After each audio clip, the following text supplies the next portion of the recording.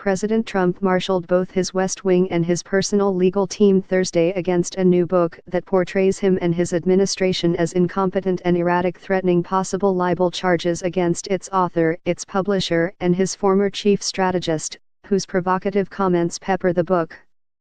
In an 11-page letter, Charles J.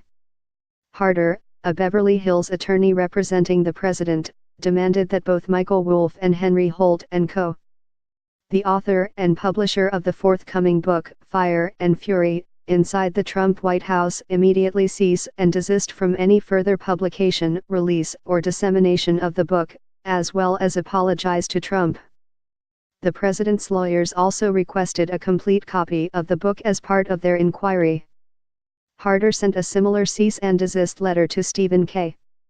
Bannon, Trump's former chief strategist who runs the conservative website Breitbart News, alleging that he had defamed the president and violated a non-disclosure employment agreement he had signed with the Trump Organization.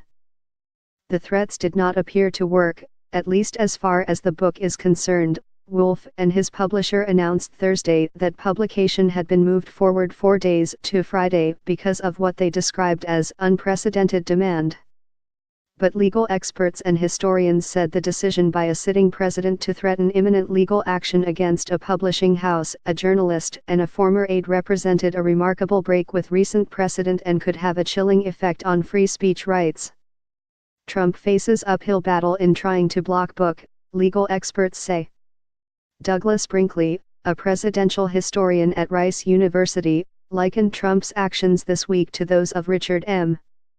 Nixon, whose White House unsuccessfully attempted to stop both the New York Times and the Washington Post from publishing the Pentagon Papers, a secret history of the government's entanglements in Vietnam. Though several presidents, including Jimmy Carter and Theodore Roosevelt, have sued for libel after leaving office, it is uncommon and potentially damaging for a current occupant of the Oval Office to try to use the powers of the presidency to take on personal and political rivals, Brinkley said. Trump is stealing a page out of Richard Nixon's playbook once again, Brinkley said.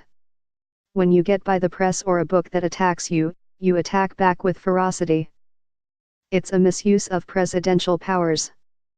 But Trump's decision was a deliberate one, according to people who have spoken with him following the publication of excerpts from Wolff's book and who spoke on the condition of anonymity to share candid assessments.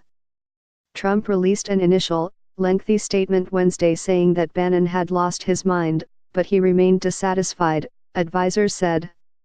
The president was especially furious at what he considered several confidences Bannon had betrayed by sharing with Wolff, as well as some alleged falsehoods and exaggerations in the book, and wanted to consult with lawyers who were experts on the topic, one person familiar with his decision said.